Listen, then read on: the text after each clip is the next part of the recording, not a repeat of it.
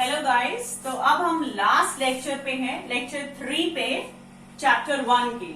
Last topic जो हमारा बचा है इसका वो है difference between positive economics and normative economics. Chapter 1 के बिगनिंग में हमने किया था economics as a science, it is a science. तो साइंस को हमने 2 पार्ट्स में डिवाइड किया है, positive economics and normative economics. Positive अगर हम डिफरेंशिएट करें यानी अंतर स्पष्ट करें करते हुए हम सबसे पहले बेसिस जरूर दिखाएंगे, यानी किस आधार पे आप इस पे अंतर स्पष्ट कर रहे हैं। अगर मीनिंग की मैं बात करूं तो पॉजिटिव इकोनॉमिक्स डील करती है व्हाट एंड हाउ, क्या और कैसे problems are actually solve, actually में उनको सॉल्व किया जाता है। और नॉर्मेटिव में मीनिंग की बात की ऑट टू बी, यानी ऐसा होना चाहिए, शुड बी, उस बात पे सॉल्व किया जाता है। अगर उद्देश्य की बात करें यानी एम क्या है, ये वेरीफाई की जा सकती है with actual data. Data available होता है, उससे आप उसको वेरीफाई कर सकते हैं। ये सिर्फ डिटरमाइन करते हैं आइडियल्स, ऐसा होना चाहिए वैसा होना चाहिए, यानी इंडिविजुअल ओपिनियन होता है कि मेरे अनुसार ये चीज कैसे होनी चाहिए। सो सिर्फ आइडियल्स की बात करते हैं, एक्चुअली डेटा अवेलेबल नहीं होता है। सजेशन की बात करें, सजेस्टिव होते हैं, ये फैक्ट्स पे डील करते हैं, दे टॉक्स अबाउट फैक्ट्स। और ये बात करते हैं ओपिनियन, ये पर्सन टू पर्सन वेरी भी करता है। तो ये ओपिनियन की बात करता है, ये फैक्ट की बात करता है। इसके पास एक्चुअल डेटा होता है, इसके पास सिर्फ आइडियल्स होते हैं। वैल्यू जजमेंट, यानी आप इसके बारे में क्या मानते हैं और जानते हैं, ये न्यूट्रल रहता है, ये कोई वैल्यू जजमेंट नहीं देता है, ये हमेशा अपनी वैल्यू जजमेंट ही देते हैं। इसके बेसिस पे हमने इकोनॉमिक्स को 2 पार्ट्स में पॉजिटिव एंड नॉर्मेटिव में डिवाइड किया है। फिर आ जाता है सेंट्रल प्रॉब्लम। सेंट्रल प्रॉब्लम क्या है, इसको हम डील करते हुए 3 क्वेश्चन के आंसर सॉल्व करेंगे। पहला है what to produce, this is first question. Second है हाउ टू प्रोड्यूस, और थर्ड है फॉर whom टू प्रोड्यूस, किसके लिए उत्पादन किया जाए। जब हम शुरू करते हैं फर्स्ट से व्हाट टू प्रोड्यूस, तो प्रश्न का उत्तर आता है क्वांटिटी में, क्या प्रोड्यूस किया जाए, यानी मात्रा बताओ कितनी। और सेकंड आता है इसका कौन से गुड्स प्रोड्यूस किए जाएं, कंज्यूमर गुड्स या कैपिटल गुड्स। कंज्यूमर गुड्स कौन से होते हैं, जो कंज्यूमर को रिक्वायर्ड होते हैं, जैसे कार है, पेट्रोल है, furniture, anything which we are using as a consumer, उसको कंज्यूमर गुड्स। कैपिटल गुड्स जो फर्दर प्रोडक्शन के लिए काम आते हैं। तो आपको यहां पे डिसाइड करना है व्हाट टू प्रोड्यूस।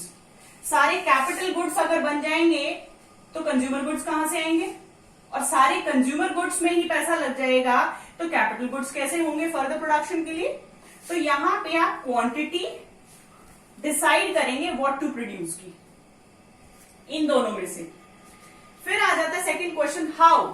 हाउ का मतलब होता है टेक्निक, किस तरीके से आप इस चीज का उत्पादन करेंगे, यानी लेबर यानी मजदूरों को लगाकर उत्पादन किया जाए, या कैपिटल यानी मशीन्स, मशीन का प्रयोग करते हुए। अब आपको कॉम्पोजिशन इसलिए बनाना है, हमारे देश के अंदर पॉपुलेशन बहुत ज्यादा है, अगर हम सभी मशीन से प्रोडक्शन कर देंगे तो हमारी लेबर भूखी मर जाएगी, यानी उसको भी काम देना है। और सारा लेबर से कराएंगे तो न्यू टेक्नोलॉजी कैसे डेवलप होगी। तो हमें यहाँ पे कॉम्बिनेशन बनाना है लेबर का और कैपिटल टेक्निक का। So labour intensive technique use करनी है कि कैपिटल इंटेंसिव, इस टेक्निक का हाउ टू प्रोड्यूस आंसर करेगा। एंड फॉर whom होता है किसके लिए, यानी वो कैटेगरी, यानी रिच या पुअर। सारा प्रोडक्शन रिच के लिए नहीं हो सकता, सारा पुअर के लिए नहीं। तो यहां पे भी हम कॉम्बिनेशन बनाएंगे, जो रिच कम्युनिटी है वो भी सेटिस्फाई हो जाए और जो पुअर है वो भी सेटिस्फाई हो जाए। So this will decide the category for whom। अगर इन 3 प्रश्नों के उत्तर मिल जाएं तो सेंट्रल प्रॉब्लम नहीं होगी। तो हमारी सेंट्रल प्रॉब्लम है क्या, व्हाट टू प्रोड्यूस, क्या प्रोड्यूस करें, हाउ टू प्रोड्यूस, कैसे करें, फॉर whom, किसके लिए करें। Moving on to the last topic that is opportunity cost. Opportunity cost क्या होती है, बड़े सिंपल 3 शब्दों में कहा गया है, नेक्स्ट बेस्ट ऑल्टरनेटिव। पर ये तो सफिशिएंट नहीं हुआ कि नेक्स्ट बेस्ट ऑल्टरनेटिव क्या होगा, इसको मैं एक एग्जाम्पल के थ्रू आपको समझाती हूं। फॉर एग्जाम्पल एक इंसान की नौकरी लगती है 30,000 पे, अगले दिन इंटरव्यू देता है 40,000 के लिए। अब आप as a consumer, as a human being, as a labour, as a person, what you will choose, क्या चूज करेंगे? ऑब्वियसली मैं 40,000 की नौकरी को चूज करूंगी, ना कि 30 को। अब मैं कहूंगी अपॉर्चुनिटी कॉस्ट क्या हुई इसके अंदर? नेक्स्ट बेस्ट ऑल्टरनेटिव मेरे हिसाब से तो 40,000 होनी चाहिए। 40 को तो मैंने चूज किया है, लेकिन किसके आधार पे?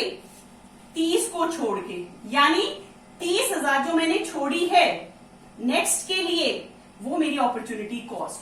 सो इन दोनों के बेसिस पे अगर मैं कहूं अपॉर्चुनिटी कॉस्ट क्या है?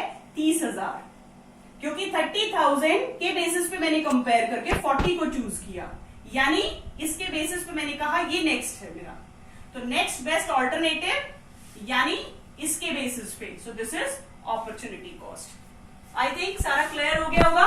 ये इंपॉर्टेंट है एग्जामिनेशन पॉइंट ऑफ व्यू से। आपका चैप्टर 1 पूरा हो गया है। ओके